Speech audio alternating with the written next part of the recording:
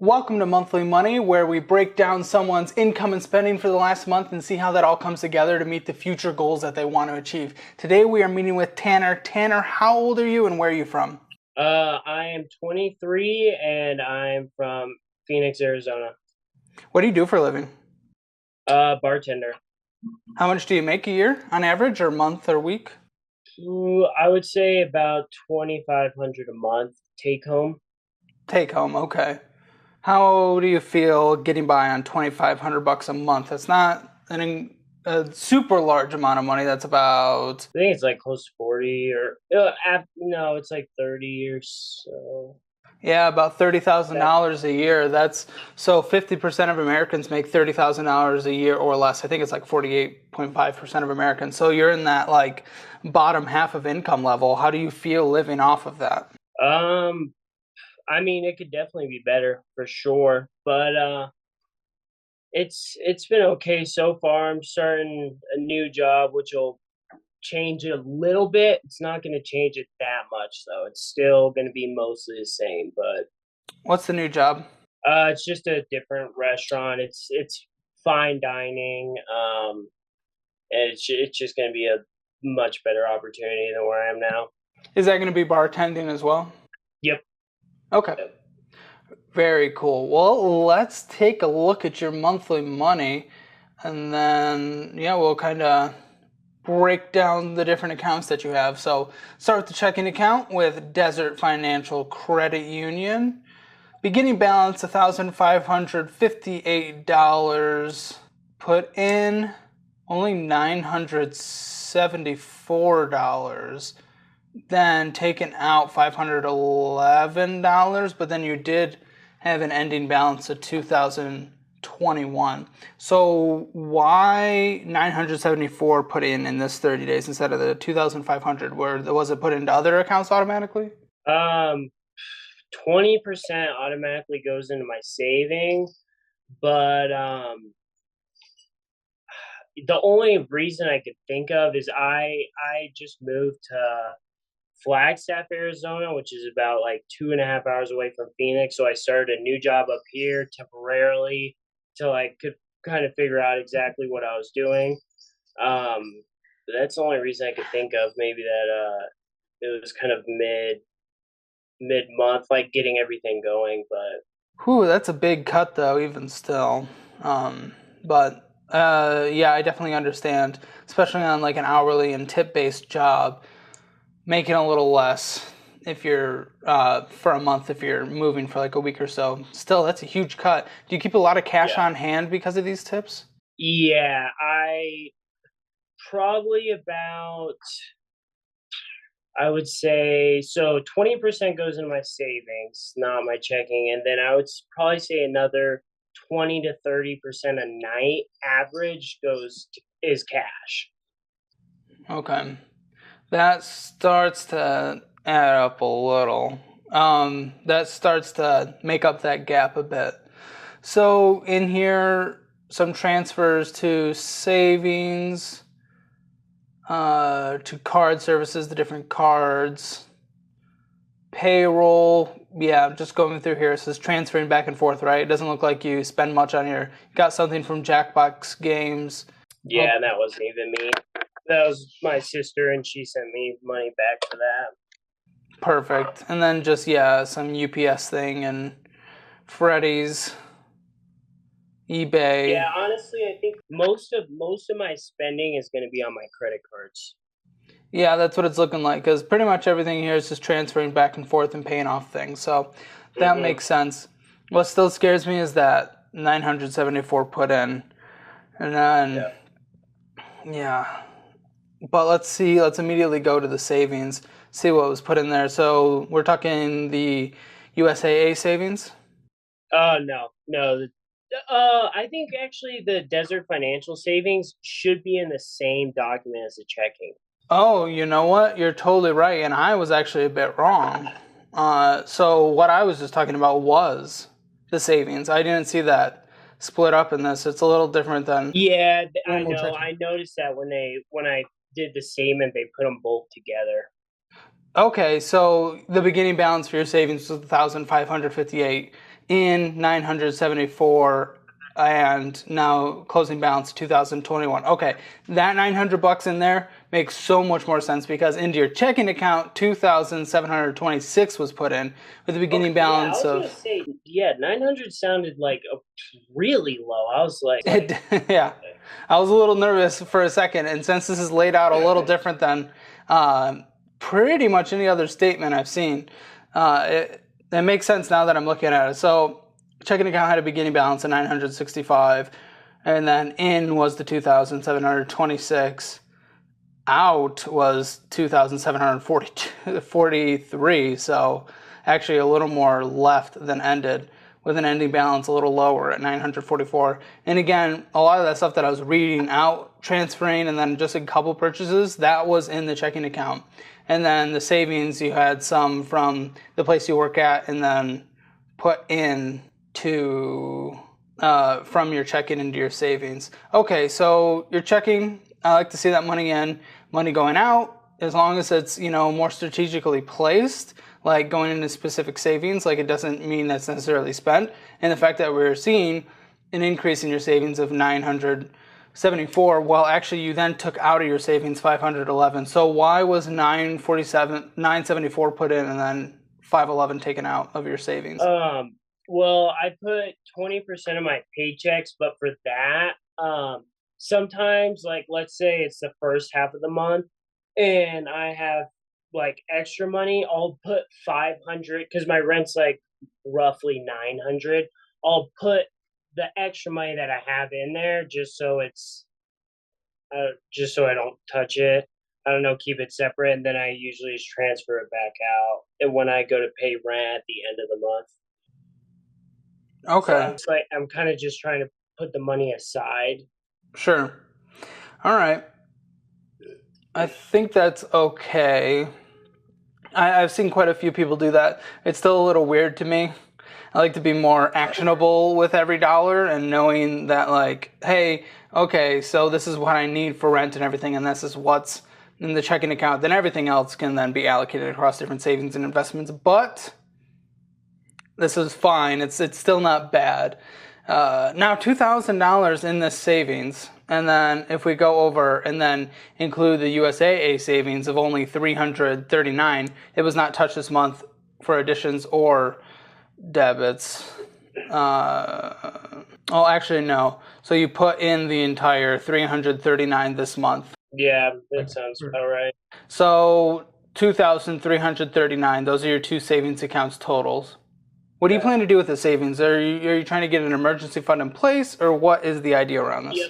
For now, it's an emergency fund, 3 to 6 months of expenses, which I think it was over 10. It was around 10 or 15 would be what I needed. So 10 to 15. That makes sense. So pretty long way to do that, and it looks like deposit from mobile. With what you put in and then took out, so you're saving like $800 a month? Is that your goal, or do you have a goal in mind? It's a little bit less, so it's 500. Okay. Well, there was this and then the other one as well, and then of course you took out of that one. But the other one, I was just trying to keep that account active because I like USA, so I just basically made it from a checking account to a savings account. That was pretty much all I did. It's going to take you a total of 20 months to get that if you stick to your $500 a month. That's a long time for you to just be focused on the emergency fund and not any other investments or anything like that, wouldn't you say? Yeah, it is. Yep. Well, actually, before I give my thoughts on that, let's look at the other statements. So we do have a Chase Southwest Rapid Rewards card. There was no previous balance. New purchases of 951. New balance of 1,050. That was a brand new card, and I paid the balances off in full. Okay, so this balance one you're looking at has actually already been paid off. Okay, and that was mostly PayHCI. What's that? That's money going out? It was $300 of a purchase. Oh, yeah, that was because I bought a new snowboard because season's getting ready to start. Gotcha. And then Bashaz, is that also snowboarding related? Basha's, yeah, that's a grocery store. Oh, $308. And then everything else, there was some eating out, some gas, some eBay, USPS. That's a lot of money to be. So, were you trying to get the rewards for this, like a sign up bonus, or like what was the goal here? Because this is actually $1,000 for bringing in $2,500 a month is a lot to put on one card Yeah, in one month. so like the $300 from Basha's, like that's I gave my sister the card to use. So there's like a few things like that, just so I could exactly what you said, get the points on the card. I figured if she was already going to the grocery store to just use my card because I would get extra points at certain stores and stuff like that. And then she just sent me the money for it. She sent you the money for it? Okay. Yeah, she just Zelled me. Still, yeah, it's still a lot because we have more. So let's see what was spent on the other cards. Purchases of $23 on the Open Sky. So again, that was paid off. Smaller credit limit on this of $500. On here we have some Apple bills, annual charge, and Hulu. So it looks like some potential reoccurring payments on here. Some subscription. Yeah. Okay, and then you paid this off just like the other card. Yep. Yeah. Mission Lane. We have purchases of $109, and then with your previous balance, you did a whole payment of $123. Higher credit limit of almost $1,500 on here. Mountain Spirits, Sprouts, Circle K, Pizza Place, Papa John's, and Spotify. So just looks like some fun money here, and then, yeah, mostly that. And then whatever Circle K was, potentially gas or something. Then there were some purchases on the checking account, so you're probably closer to like 1,200, 250, something like that. And the Avient card, we have very small credit limit of 300 on here. I just want to ask you about this. So those were like my first two credit cards, like from years ago, and I thought basically I should keep the line open because that's my longest standing history. But now I'm starting to get cards that are more useful to me. I can actually use it. Like a $300 limit, I can't use for, car payment, car insurance, or, whatever. So that's, I don't know. What do you think about that? Yeah, I wouldn't want to close a card. Are the rewards you potentially get from this on an annual basis worth the $39 you just paid in a yearly fee? No. I would see if they do soft inquiries for a credit limit increase every 6 months. Continue to balloon the credit limit because that'll at least help your score as well. If that's your main goal, and it sounds like that's a big part of your goal. Yeah. Okay. Yeah, that could be a way to do it. Okay. Yeah, closing cards definitely does not help. Yeah, well, and like my situation is I had when I was like 18, I got credit cards and I did a bunch of stupid stuff and I destroyed my credit limit down to low 500s. So now I'm almost at 700 and I'm at about 688 and I don't want to close all these cards and then it go back, you know what I mean? I'm finally starting to get to average credit, so in that case, I would not close that. I would just swallow the $39 fee, which sucks. But also, well, I mean, soft inquiry. Yeah, see if they have some of these cards. See if they have soft inquiries for requesting a credit. If it's a hard inquiry, I don't think that'll be worth it necessarily, at least right now, to increase those credit limits. Okay. Yeah, it's interesting. Yeah, that's a bummer. And then just when I printed these out, I noticed that one had what was it? It was like minimum interest charge, and I was like, "What is this?" And it was like $1 or something. But I was like, "I don't. That's kind of ridiculous. If I pay it off every month, I get minimum interest." I think it was actually that card with the annual fee. Yeah, I see. Previous month was the annual fee of $39. Panda Express, Walmart. So, and then you did a payment of $67.97. No, there was no interest charged on this one, so I don't think this one had that minimum interest. Okay. Okay, and then you do have a lot of cards. There's one more, the Apple Card. So Hmm. so That one, previous Southwest are the main ones that I actually use. so balance of 289. Assume paid this off as well. Yeah. Snowball AZ Snowball Highway 180. Snowball. Snowball. Snowball. Yeah, that's a ski resort here. Oregano's, Hulu, and other Hulu payments. So you have Hulu payments on two cards. Guidance Center. Oh, is that Oregano's? Is that how it's pronounced? Yeah, oregano's. Goodwill, Savers, Goodwill, Culver's, love Culver's. And then the AZ Snowball Highway thing again. So that's a lot of spending. Now you're probably at, in terms of spending, let's minus what your sister did that she paid you back though. You're probably still at like 1,250 as a rough guess. That's a lot of spending money for 2,500 bringing in a month. So let's then think, what is your rent? Roughly 900. Dang, that's an expensive rent for your income. Yeah. 1,250 in spending, which is also a lot of spending. You did have a lot of fun spending in there, even if they were like, well, I'm only doing it this month for skiing. Those 1 month expenses always get replaced the next month with another 1 month expense. That is what I continue to see in these. Do you have a car? Well, that specifically that ski pass, I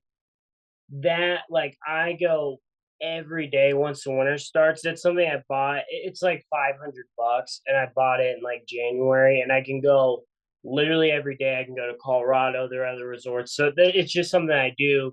3-4 days a week, and it's $60. Or I could, instead of paying the $500, I could do $60 a month with no interest for like 9 months, I think, until the season starts. So I usually just do that. Well, I'm certainly glad you're taking advantage of what you spent, but it is still spending. Do you have a car payment? No, car's paid off. What is the car? It's a 2016 Chevy Cruze. Okay, cool. Any student loans? Nope. Any personal loans? Nope. So no debt whatsoever besides just these credit cards that you use, but you pay off every month. Very good. Okay, so that helps. And then we included your gas in this spending and groceries as well. So I see why you're only able to save $500 a month. And that's because in your what seems to be pretty much normal monthly spending that wasn't your sister that paid you back is like $2,150-ish. I'm sure that slightly increases every once in a while, slightly decreases, but I can only go off of what I see, and that is what I see. Yeah. That's a lot of money for someone who only takes home $2,500. So, I mean, that doesn't even give you $500. So I guess maybe on average each month, it's like $2,000 after rent and spending. And then there's probably utilities on that as well. That's not included in rent, right? No, I included that in the 900. My rent is actually about $800. Okay, cool. It's usually actually not all the way up to 900, but it's between 8 and 9. So I just round it up. And then car insurance as well, but I think we put that in the spending. So I'm curious. I want to hear you say what is your financial problem right now? I would say the biggest one is probably eating. No, not eating out. I mean, it's spending, but I always lean towards eating out usually. I mean, I feel like that's usually the biggest thing. You do eat out a good amount for your income, but your problem right now is you have an income problem. Okay. You make you're in the lower half of the incomes brackets in the United States. Now, I don't know what the Flagstaff area looks like in general in terms of job market. I know it's very tourist driven, but tell me about your education experience. You graduated high school, correct? Mm-hmm. Did you go to any college? Nope. Okay. And I assume you don't have any certifications as well for anything? Not outside of the bar, no. What do you want to do? Well, I've been practicing this because ultimately I think I'm going to stay in the bar. That's what I like to do. but I want to move up, but now I'm kind of starting to do this other style of bartending called flair, which is kind of like, I'm sure you've seen like Las Vegas with the throwing bottles around, stuff like that, crazy stuff, fire. Um, I want to do that kind of stuff, but on my own, like do events with catering, just private, basically. I want to build my reputation up. I was actually thinking about going to, because we have a huge school right by me. And so I was thinking about going to frats and just being like, hey, I can, I'll make drinks, I'll bartend at the parties that you guys do or whatever, and kind of start to build a name so I can get people to pay me to do that. So because like if I did that, I would just have them pay for the alcohol and not pay me. But Yeah, like that, just something like that. yeah, side hustles like that would definitely help whatever you can. How much opportunity is there to move up in the bar world? You'll have to educate me and likely the audience on this as people who have not worked in that industry. What is the upward potential in that over the course of a career? You could be a bar manager or at best general manager. Um, and then some people, you could buy your own restaurant and do that too. But And is management something you'd be interested in? yeah, yeah, Okay, that might be definitely a career goal to absolutely look into, and making the right connections with the owners and everything like that. To see if you can get in that because that is your main issue right now. Is with that. Now, with that being said, this is where you're at today. I have absolutely no. There is nothing wrong with making $30,000 a year. Nothing. But you cannot pretend like you make $40,000 a year on with your spending. So, with this, you cannot have a rent that makes up almost 40% of your income. Your rent is too high. You need to find a cheaper place to live next time this lease is up if you want to stay in the current income bracket that you're in instead of working to potentially work outside of that or move up as quick as possible. You also, with 40%, almost 40% of your money going towards rent, the more frivolous spending you do on the hobbies like going out to eat, going out to eat and a lot of the ski stuff that you do. It's not that I don't want you to do that again. It's not that I don't want you to have a $900 rent. It's that it just doesn't fit in the income that you are staying in.